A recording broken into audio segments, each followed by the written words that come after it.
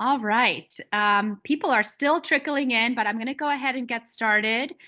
For those of you who hadn't heard me before, I am Dr. Leilani Alvarez. I will be your moderator for this evening. I am so excited to welcome everybody to the Schwarzman Animal Medical Center's 11th Annual One Health Conference. This week, we are focusing on aging. The topic of this week's presentations will be Graying Together: One Health Approaches to Aging Patients. I am so honored to welcome for tonight's keynote speaker, Dr. Kate Creevy.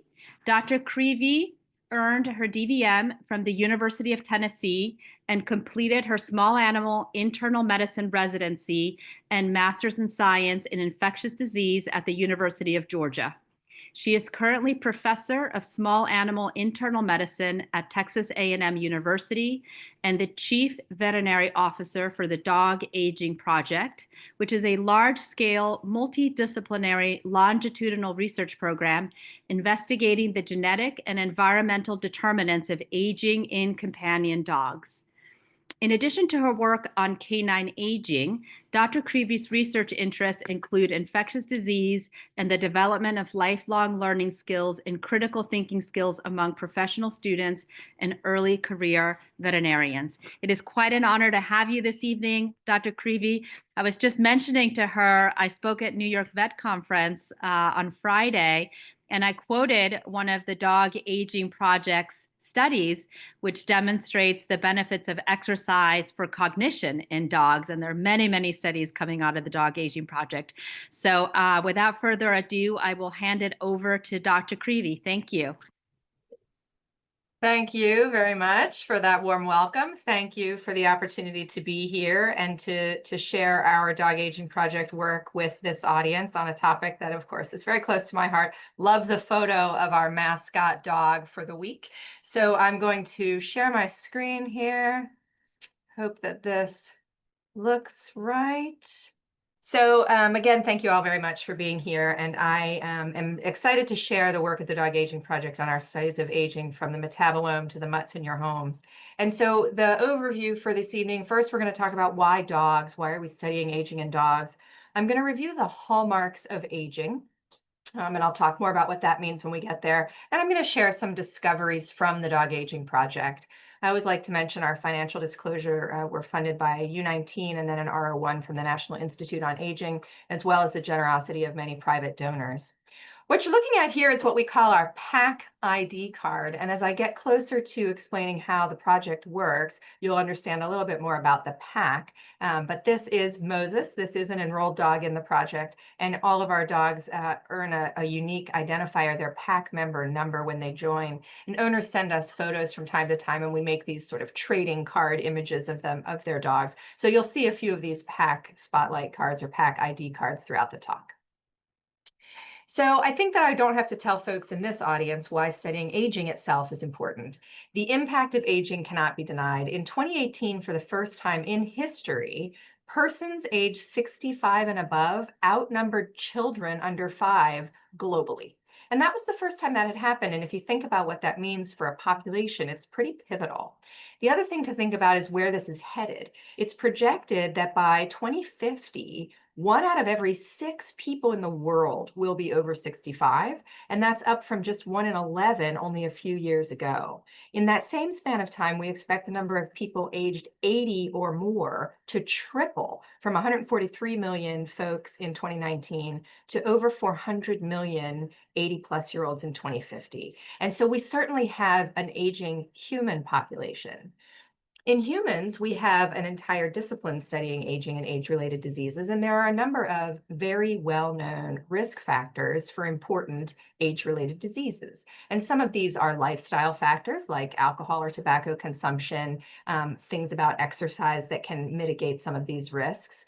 Some of them are genetic factors like the risk of ApoE genotype for Alzheimer's disease. But if you imagine age itself as a risk factor, and you plot it on the same axis where a larger bar is a greater effect of the risk, what we see is that age in and of itself dwarfs all of these other risks to the point where they just can't even be seen. And so when we think about age itself as a risk factor, we want to try to understand what is happening at the molecular level to cause that risk. We also know that aging is heterogeneous. And what I mean by this is some people age better than others. We certainly know what this looks like, right? We know folks who seem older than you expect who are out completing marathons, and folks who are younger than you think would be a person who's become impaired in their mobility or they're getting around. So we know that some people have a more successful aging trajectory than others. And we're interested in understanding what are the factors that play into that. So this group of factors includes both biological factors and also lifestyle or environmental factors, things that unfold over the years. And you put all of those together in a soup, and what gets spit out is either robust health and long life or chronic disease and shortened lifespan. But because so many factors are going in together, it can be a little bit difficult to tease apart which factor is playing a role in any given individual's outcome. The other thing that's true is that it's hard to study aging. It's hard to study aging partly because it is heterogeneous, and partly because some of those factors that unfold over the life course are difficult to capture in laboratory settings. It is difficult to create the diversity and the range of lifetime experiences that a person or a dog might have when you've put that species in a very controlled condition. Now, there's a lot of good things about studying animals in extremely controlled conditions because we can reproduce results. We can manipulate one variable at a time, and we have tremendous control over the experiment. But the closer or more tightly we control the variation, the less likely that experience reflects the experience of natural aging in free living species like ourselves and like our dogs. The other challenge of studying aging in people is that people live a relatively long time. In fact, any given researcher of aging can't study a single human being for their entire lifespan because their research career is shorter than a human lifespan. And if you change that to thinking about the way we get research done, with a typical grant cycle being 3 to maybe 5 years, it becomes very difficult to study all the diverse things we want to study across the range of the life course in a species as complicated as people. As usual, dogs to the rescue. So dogs are important in the study of aging for a number of pretty obvious reasons. Their shorter lifespan makes it easier. They have wide variation in their genes and also their age-related disease outcomes. And many of the diseases they experience are similar to those we know about in people. So we can translate material back and forth between dogs and people. They have a widely varied real-world environment that is, again, shared with their human owners. They have a highly sophisticated healthcare system provided by some of us on this call.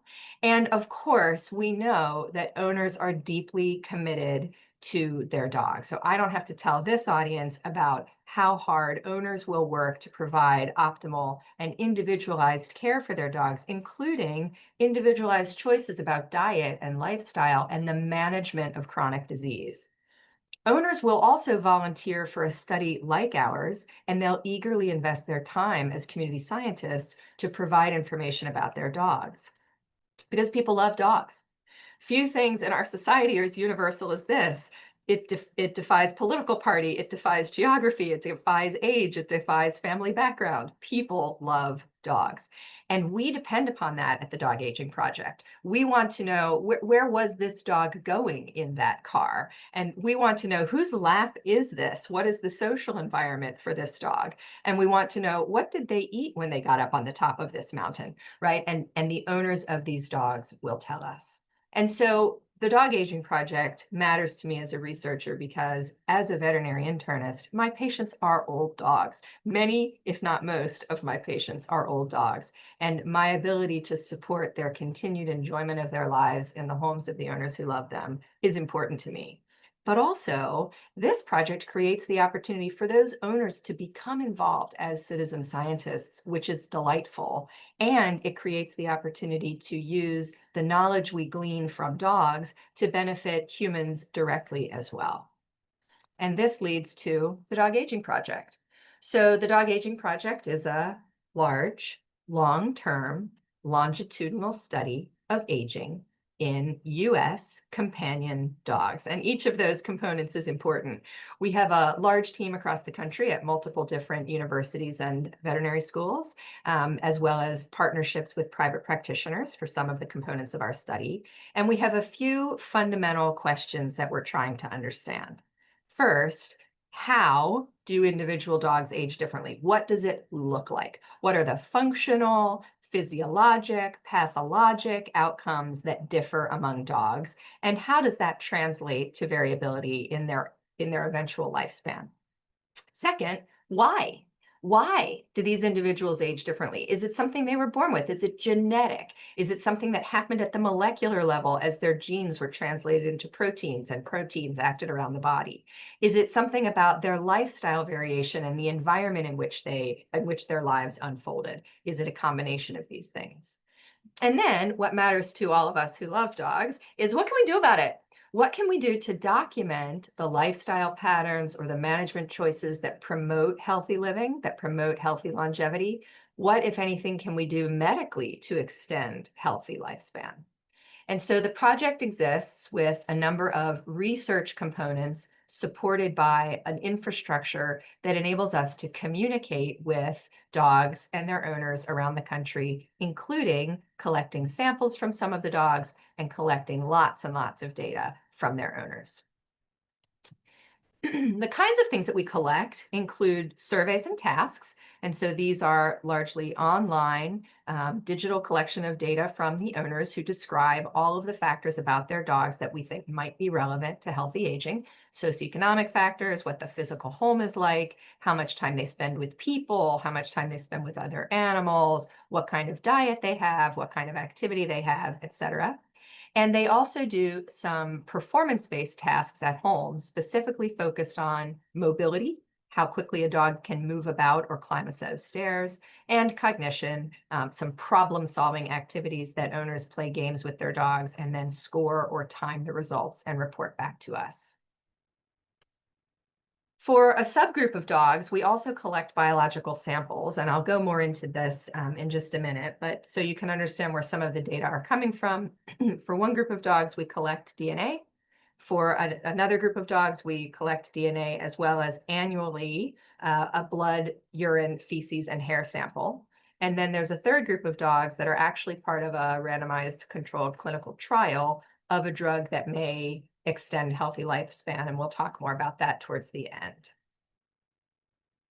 So what's the structure of the project? I've mentioned already our PAC spotlight cards. The DAC PAC, the Dog Aging Project PAC, is our largest group of enrolled dogs. There's no cap to the size of this component of our project. And these are the dogs whose owners diligently provide this extensive information about their dogs at home. They complete these at-home cognitive and mobility tasks. And when possible, they share their dogs' electronic veterinary medical records with us by uploading them at their research portals.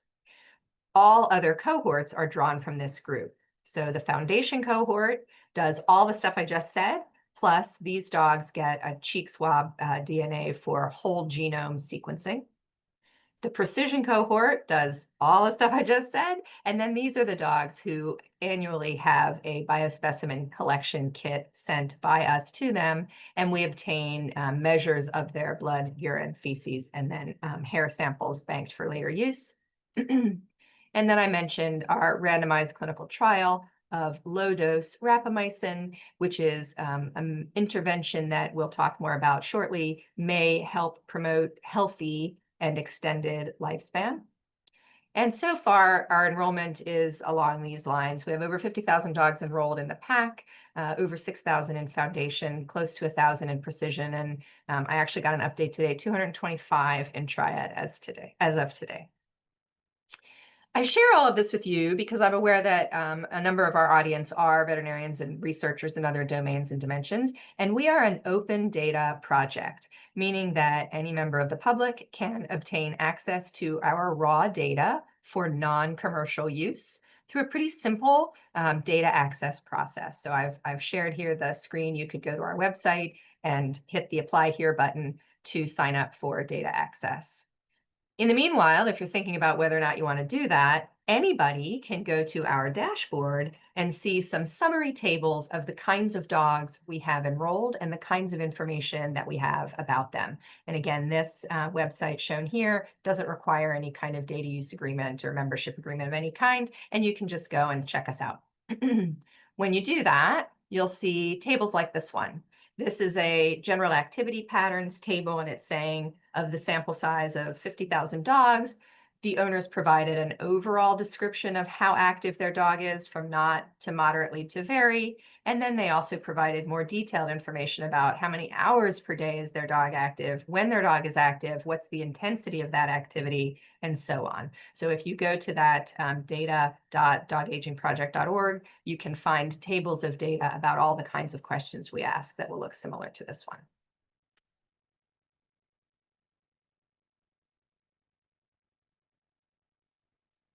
Here's another PAC Spotlight card. I love this one. I love Little Minute. I don't know where people get their dogs' names, but I'm always excited to see the different variety of names that we see in our participants. So as a clinician, I usually think and I usually speak about aging at the whole organism level or the whole patient level.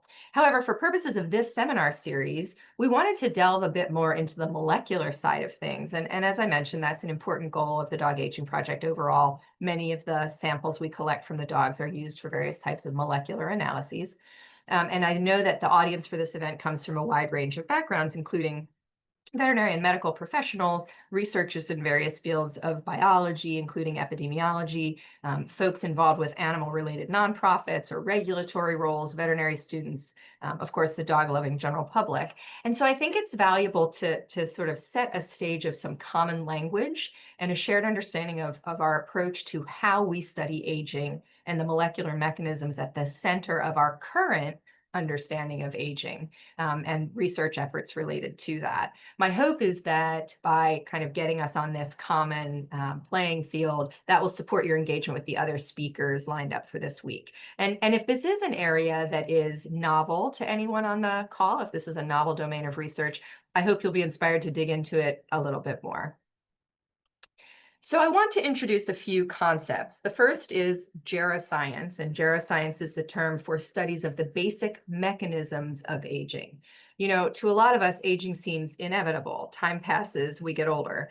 I always joke that I'm not just an aging researcher, but I'm an aging researcher. And so I'm very familiar with the fact that this unfolds every single day. But the concept of geroscience is that aging is heterogeneous and that it will be possible to understand why. So this scientific area of inquiry rests upon the belief that we can understand why aging unfolds differently for different individuals.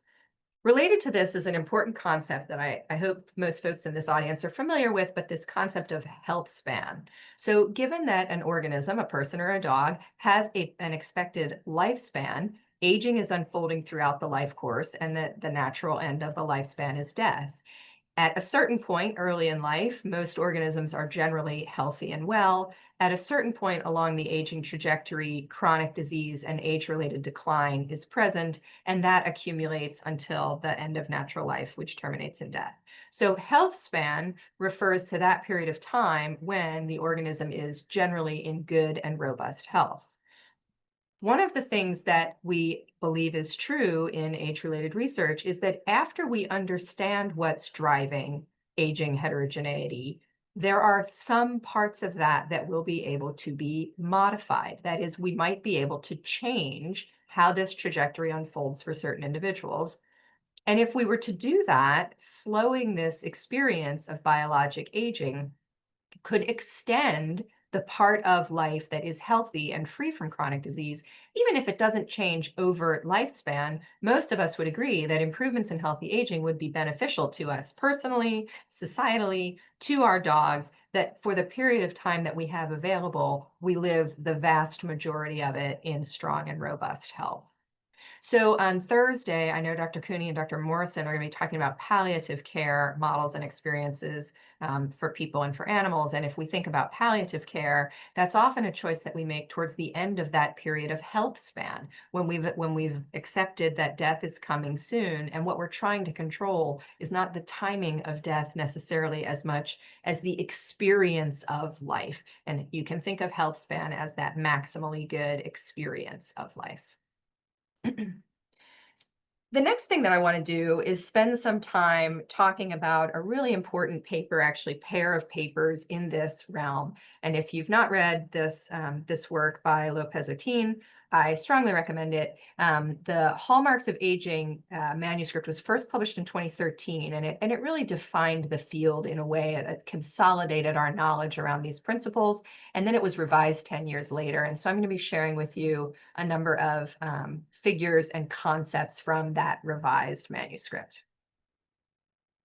So this is the fundamental figure that we're going to look at several times. And so the group of authors here proposed that there are these factors that define the experience of aging. These are the components that drive it, the hallmarks that enable us to recognize that aging is occurring. In the first iteration of this paper, there were 9, and then 3 additional ones were added in the revision that came out in 2023. So chronic inflammation, which we'll talk more about, dysbiosis, which I think we're all familiar with, increasing focus on the microbiome that inhabits all of us. We're pulled out as specific examples of altered intercellular communication, and then disabled macroautophagy, which we'll talk more about in a minute, was pulled out as a specific example of the loss of control of proteins because it affects more than just proteins.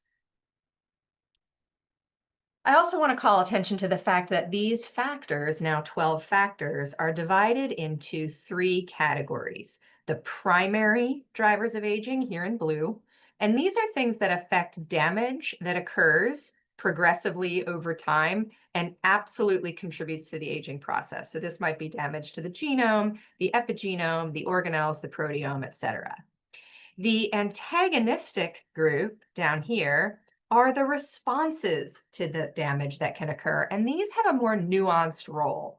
For instance, if you think about responses to nutrients, as you grow, you get larger and larger and larger. But for most mammals that grow to a certain size and stop, there comes a time when you don't really have anywhere larger to grow, and then your response to nutrients can become a problem.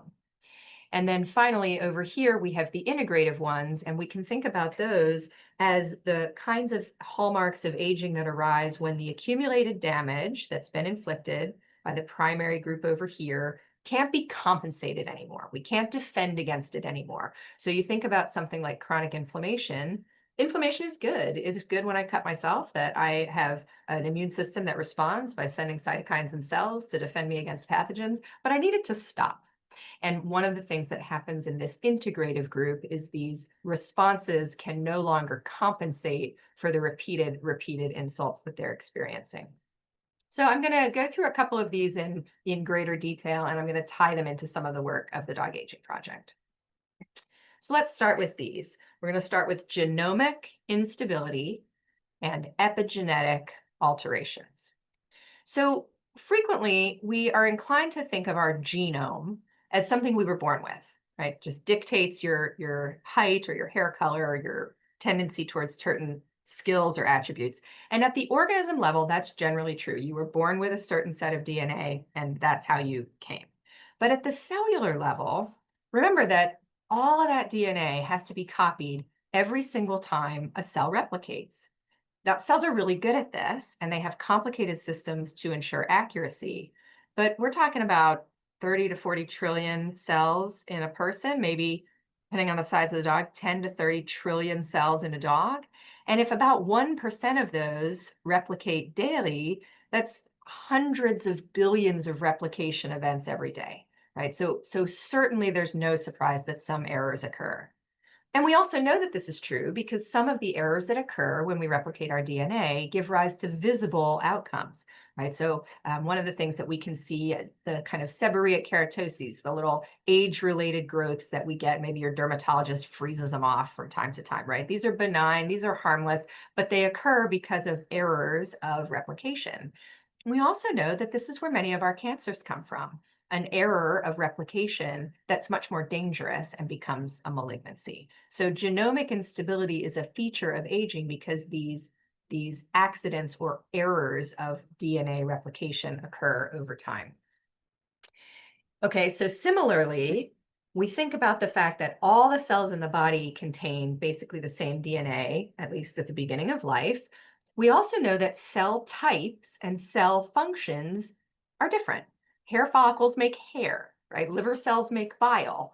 The gut endothelium makes transporters that enable nutrients to be absorbed. So the cells started with the same DNA, but they end up having different cellular phenotypes and functions because of differences in gene expression.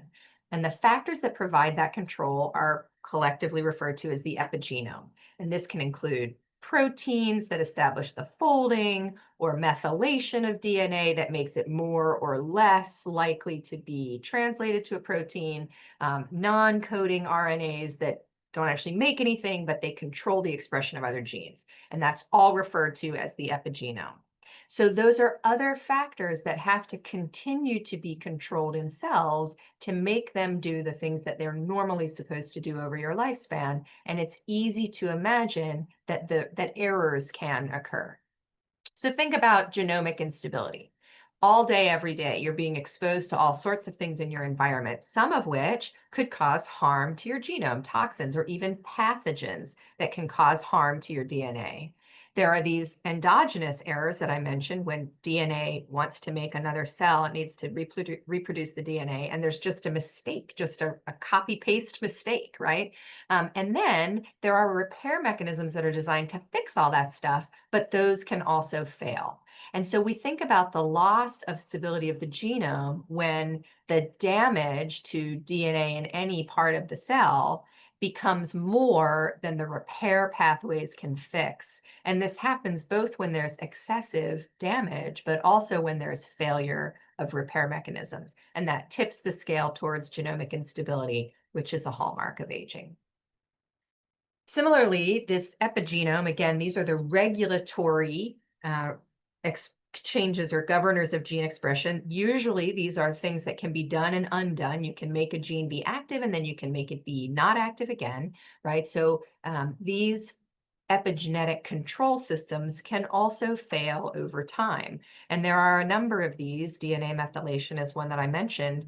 We'll talk more about that shortly, but aging-related DNA methylation is predictable enough that it is possible in many species to predict an individual's age based on the knowledge of how methylated their DNA is. And so these changes are occurring consistently enough over time, you can actually use them to predict an individual's age.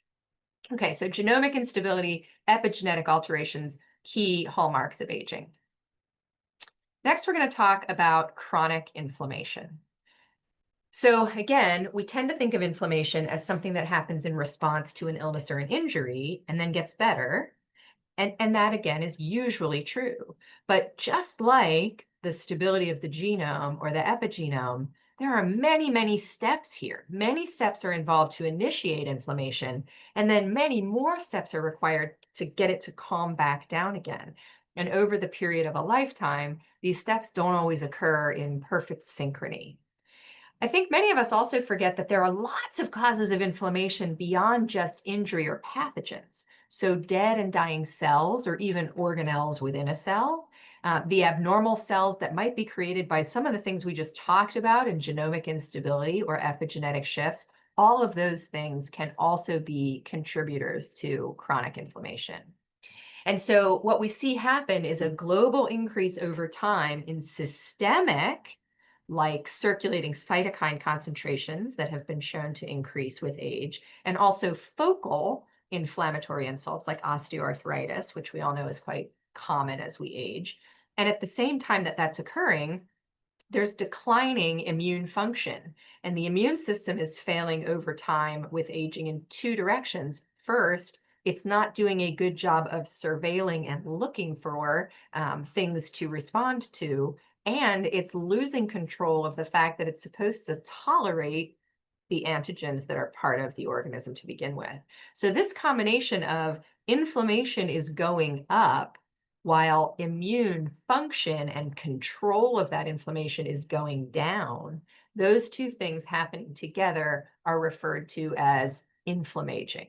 And you can think of it as all the things that are putting a risk of worsening that inflammatory response. So genomic instability, the epigenetic alterations, the loss of control of dead and dying cells or their organelles, and then all the ways that we could try to quell that inflammation by blocking some of the cytokines that are driving it or the small molecules that are signaling the immune system to activate. Oh, and I wanted to mention, I think it's tomorrow night that Dr. Looney, Dr. Schaefer will be talking about acute and chronic pain in aging. And chronic inflammation, or this phenomenon of inflammaging, is part of the source of that chronic pain. And that's why chronic pain is such a common experience as we age. The last group that I'm going to talk about are these two that are in slightly different sections of our main drawing here, but I'm going to talk about them together because of our clinical trial. So the first thing I want to talk about in this antagonistic group, again, these are responses to these primary problems. The antagonistic group is interesting because the same given stimulus can sometimes be good or sometimes be bad, often as a consequence of timing or of dose. And so one of the things we think about, I mentioned this previously, is growth. So we have a nutrient sensing network. And in youth, when we are supposed to be getting larger, mammals mostly only grow to a certain size and stop. There are other types of animals that grow indefinitely. But if we're thinking about mammals, when the nutrient sensing pathways are very active, they contribute to organ development and growth until maybe young adulthood. So growth, big muscles, bigger bones, getting taller, getting larger. And if those nutrient sensing pathways continue to detect a lot of nutrients after the point in which an individual is supposed to stop growing, then they actually cause problems. We start to see insulin resistance or causes of inflammation. And so we see in this antagonistic group that there can be sort of a push-pull. A certain amount of nutrient sensing is good at certain times of life. An excessive amount of nutrient detection becomes a problem at certain times of life. And so it's really a dose or timing response. The other one that we're going to talk about in this section is disabled macroautophagy. Now, let's not get concerned about that terminology. Autophagy just refers to the part of the cell's job of taking out the garbage. So in every cell, there are constantly used or excess or damaged macromolecules or proteins or little organelles. And ideally, we got to get those out of there. And we would like to recycle their components into new things that we need. So this is a constant process and a complex process, like the other examples that we've touched on. And so with so many steps and so much repetition of those steps, it's not shocking that it doesn't always work. When garbage accumulates in the cell, it interferes with the cell's normal functions, and it also prevents those components from being efficiently recycled.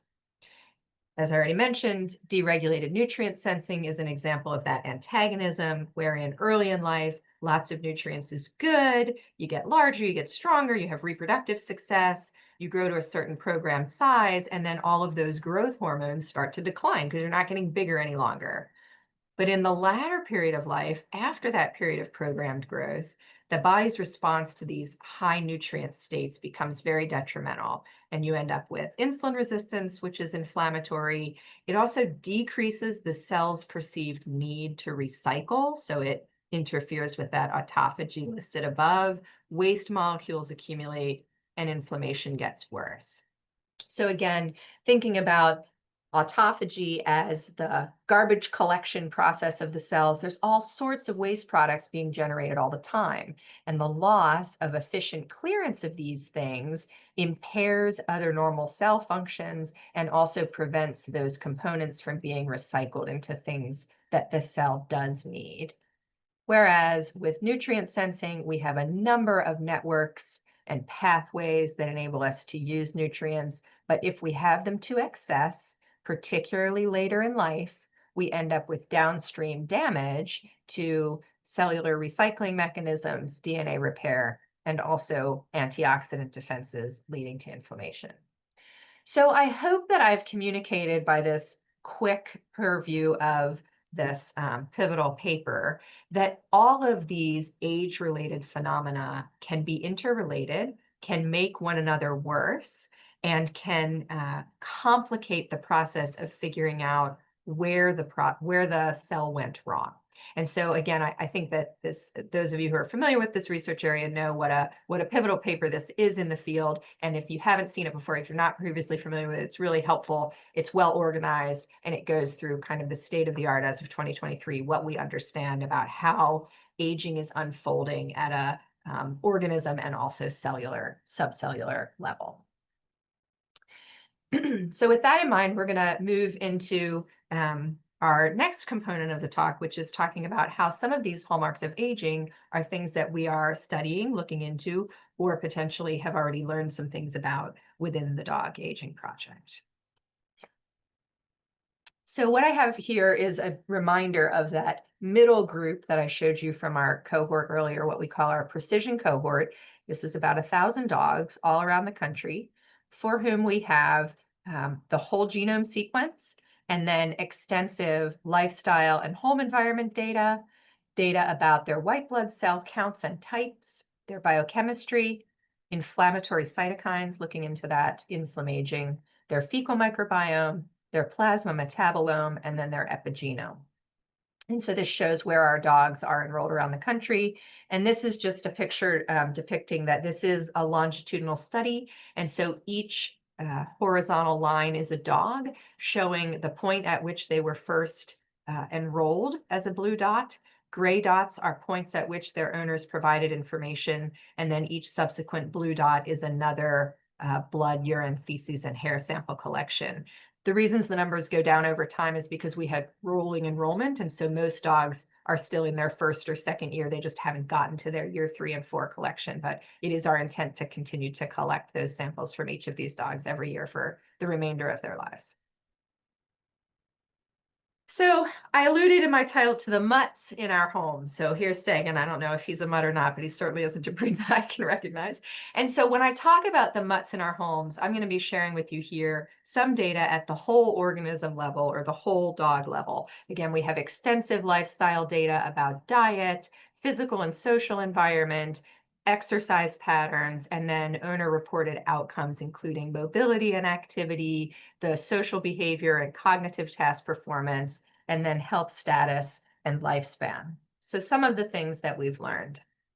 One, we've learned that as we expected, the dog's environments do vary. And so what we're showing here are data recently published by our group. This is a 2025 paper. This involved about 47,000 of the dogs that had been enrolled for whom we looked at the environmental exposures that they had in their daily lives. And what are called spiderweb plots on the right show you how each category of exposure varies by geographical region of the country, with the Midwest in purple, the Northeast in blue, the South in green, and the West in yellow. And so you can see for something like central heat versus propane stoves versus central AC, where we more commonly see each of those exposures in the dogs.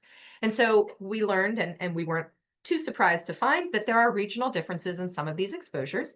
So yard pesticides and weed treatments are more common in warmer parts of the country. Swimming water sources vary based on where the dog might swim. You know, in certain parts of the country, swimming in ponds is common in the Midwest, and in other parts of the country, you might swim in a river. But we did not see regional differences to the dog's daily activity, frequency of daily activity or intensity of it, or exposure to cats or other livestock.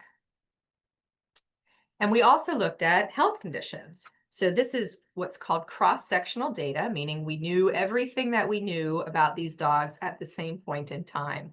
And this is an important distinction from longitudinal data. In longitudinal data, we know one thing now and we learn something else later. And so it's easier to identify causes when you have longitudinal data. If I know what came first and what came second, I could theorize that this thing caused that thing. Whereas if you only know everything all at the same time, you can't make comments about what causes what. You can only say that the things are associated. So in this case, this is cross-sectional data. So we did identify that there were also regional differences in the health conditions that dogs experience. Again, not surprising that infectious diseases vary throughout the country, and that there were no regional differences for certain things like cancer, neurologic disease, or gastrointestinal disease. So this is really a first look at a large scale on the environmental exposures and health outcomes in our dogs. And as I mentioned, cross-sectional data at this point, but showing the potential and the power for what we will be able to learn over time. What are the long-term outcome differences for dogs who are exposed to these different kinds of things in their home or outdoor environments, who have different types of activities? How does that impact their health conditions that they acquire later in life? So big first paper, looking forward to the longitudinal data that will follow. Another thing we can learn about the mutts in our homes is things about their activities, both physical activity and cognitive dysfunction, which can be associated, changes can be associated with aging. So this is another cross-sectional study. This was published in 2022. And here what we did was we looked at about 11,000 dogs who were over 6, and we looked at where they were with respect to activity levels and cognitive function. And we looked at some things that we thought might protect them against negative cognitive outcomes. And so knowing that an active lifestyle is protective against Alzheimer's disease in people, for instance, we looked at the relationships between activity and cognitive health in these dogs. And so what we looked at is 3 types of assessment of their cognitive health: how severe their symptoms were, how quickly they were getting worse, and whether or not the survey enabled us to have them meet the diagnostic classification of cognitive dysfunction. And then we looked at some potential risk or protective factors: the degree, frequency, and duration of their physical activity kind of molded into a single variable, whether or not they were on joint supplements, neuroprotective supplements, or had had intentional training. We know that in people, intentional stimulus of neurologic function or cognitive function is protective against cognitive decline. And so what we can see here is that some factors, physical activity, was associated with lower severity, slower rate of change, and less likely to have a diagnosis of cognitive dysfunction. Whereas with respect to these other components, joint supplements really showed no effect. Neuroprotective supplements and training history were associated with lower likelihood of severity of symptoms, and a training history was associated, with a slower change or progression of symptoms. So again, an early finding from our group, and longer term follow-up of these dogs will be very interesting, but starting to show how we can see some things at the whole organism level that look like what we would expect in people. And I think Wednesday night in this series is when Dr. Spano and Dr. Callahan will talk about aging-related cognitive impairment in human and veterinary patients. And so you'll be able to hear a little bit more about how these findings translate. The next thing at the whole dog level that I think is really interesting, this is a 2023 paper, again, a cross-sectional study, Dr. Bree McCoy and others looking at factors related to the social environment of companion dogs. Again, in people, we know that socially rich environments are protective against negative outcomes, including health and cognitive decline. And so we had about 21,000 dogs in this group. They were all older than 2 at the time that the data were collected from them. And we looked at 3 major factors: the owner-reported health, which means simply how many diseases the dog has, and the owner's perception of their overall quality of health from excellent to very poor. The disease incidence, which is just that simple tally of diseases. And then mobility, and this is a factor derived from everything the owner told us about how their dogs exercise, what type of exercise, how frequently, how intensely, and how often. And then we looked at things that might predict how dogs were doing on each of these outcomes, looking at the owner's age, the interactions with other animals, social interactions with other animals, social interactions with kids, household income, and then neighborhood stability. Neighborhood stability is something that we can calculate from publicly available resources about people, where we know where these dogs live, and we can determine that the neighborhood has stability in number of people who live, how frequently people move, and percentage of people who own their homes. And we know that in human settings, greater stability is associated with better health outcomes, potentially partly because of better access to healthcare. And we wondered if the same would be true in dogs. And so what you can see here is that owners reported better overall health for their dogs in association with the owner age. Older owners reported better overall health, some degree of association with social interaction with animals, some degree of association with income and stability. We found this one very interesting. Owners reported poorer overall health in their dogs if the dogs had interactions with children. Excuse me just a second. And I don't know what that means, but I don't think that kids are bad for dogs. I do wonder if owners who have kids are paying a lot of attention to their kids and perhaps guiltily reported that their dog's health is not that great because they're not paying that much attention to the dog. So watch this space, further information to come, longer term research to come, but I thought that was a very interesting finding. Again, here looking at the total tally of diseases that are reported in the dogs, interestingly, higher income was associated with the diagnosis of more diseases. And I don't know that I think that's because dogs in higher income households are at risk of more diseases. I think it's possible that those are owners who are able to get their dog's diseases diagnosed, because we know that veterinary care is an out-of-pocket experience for most people in the country. And then finally, mobility. Dogs were more active, did more physical activity associated with owner age, which I thought was interesting. And again, the opposite, less activity if kids were around. And again, potentially because of the owner's division of attention to dogs and kids. So I think a number of things about the mutts in your homes, and particularly the nature of the homes themselves, that are going to enable us to continue to better understand the aging experience of dogs. I also mentioned metabolomes, and this is a paper that has actually just been accepted. And so I want to first talk a little bit about what we mean by a metabolome. The metabolome is the collection of all the small molecules in the body. And so the metabolome is identified by taking a blood sample, usually if we're talking about a plasma metabolome, which is what we did in this case, taking a blood sample and putting it through an extraction process that digests down all of the proteins and carbohydrates into their smallest component parts, and then running those through a mass spectrometer to say, well, what's here? You're not looking for anything. You're looking generally for a pattern of everything. Okay, so when we talk about the metabolome, we're talking about thousands and thousands of small molecules that are circulating in the blood or found in the urine at varying concentrations over time. And so what we did in this study was we looked at the ability of 133 specific metabolites to predict mortality. And so knowing that this is true in people, that there are certain metabolites that are associated with a greater risk of mortality, we wondered if the same thing would be true in the dogs. And the 133 that we chose were those against which we could easily compare human data.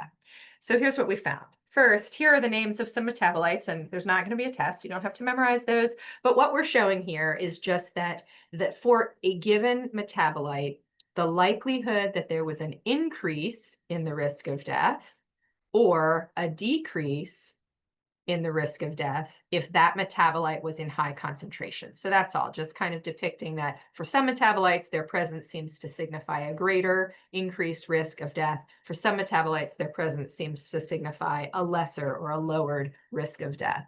And the reason that this matters is that if you identify metabolites that are associated with the risk of death, you can identify the biochemical processes that those metabolites are part of, and then back up from there to figure out why they are dangerous, or what the marker that they're telling you, the organ system that they're telling you about, is dangerous. But the interesting thing here is that we also compared the dog to the human for the hazard ratio of death based on a metabolite. So each dot in this second figure is a metabolite, and we're saying, well, if it's a risk for the dog, it's higher on this axis, and if it's a risk for the person, it's higher on this axis.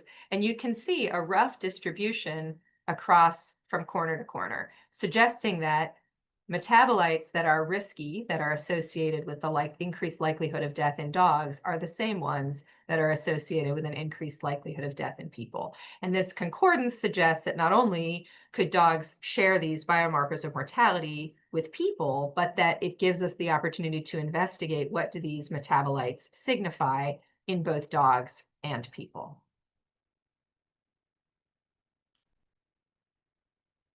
So I'm going to get back now to a couple of the things we brought out from the Hallmarks of Aging papers, and I'm going to go back to these epigenetic alterations. So remember, the epigenome is that collection of structural or biochemical changes in the cell that can alter gene expression levels without actually changing the DNA. And it includes most commonly talked about our DNA methylation, and then changes to chromatin accessibility, which can be a function of histone proteins and other things. So I mentioned earlier that epigenetic markers have been used to develop predictive models of age in all sorts of species, starting with people and various subpopulations of people, but also mice, of course, chimpanzees, and even in humpback whales. So we can use epigenetic measurements to estimate the chronological age of an individual. And so in this study, this was a 2021 study from our group, we looked at the comparison of the known age of each dog, that's down here, the actual age of each dog, and then the predicted age based on one of three measures of the epigenome. ATAC-seq is an assay for basically chromatin accessibility. Methylation is a chemical change to DNA that affects how likely it is to be made into proteins, and then the two combined over here. And so the findings of this show that knowledge of these epigenetic features, ataxia, methylation, or combined, corresponds pretty well with the actual age of the dog. That is to say, if you know the predicted age based on one of these markers, you're getting pretty close to being able to estimate the known chronological age of the dog. And the likelihood is that we could refine these techniques to get even more accurate in our prediction of age. Now, the goal here is not just to predict age, right? Gee whiz, I can use a blood sample to tell you how old your dog is in case you didn't already know. That's interesting, but it's not very helpful.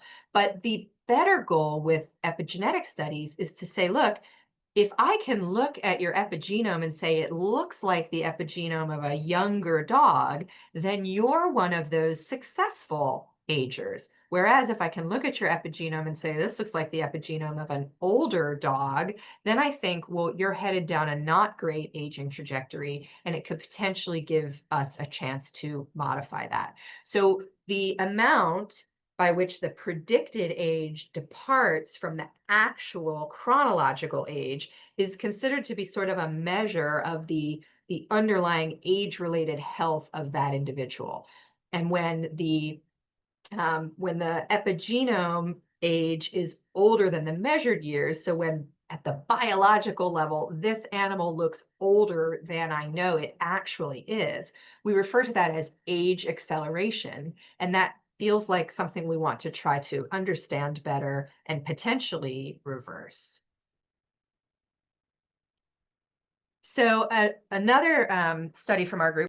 So this one is looking at that very question, the age acceleration by age and size, and basically saying that we can see that that age acceleration is biologically older. Dogs look biologically older when they're young and when they're large. And they seem to be showing at the biological level that their cells or their processes look older than you would expect from their years. And then lastly, I don't have any data here, but I can tell you that we are doing the test of rapamycin in aging dogs, or TRIAD, which is a randomized placebo-controlled study of rapamycin in healthy middle-aged dogs. And the reason for our focus on this is that rapamycin has been shown to improve this autophagy that I referred to earlier by changing nutrient sensing. And so if it's the case that rapamycin can improve healthy aging, the reason it can do so is probably because it changes the way that cells respond to nutrients and makes them more efficient in their processes. So I can share with you a design paper, but I don't have any data yet because we're all still blinded. So I hope that I have shared with you what some of the questions are from the Dog Aging Project and how they reflect these important hallmarks of aging at the cell and molecular level.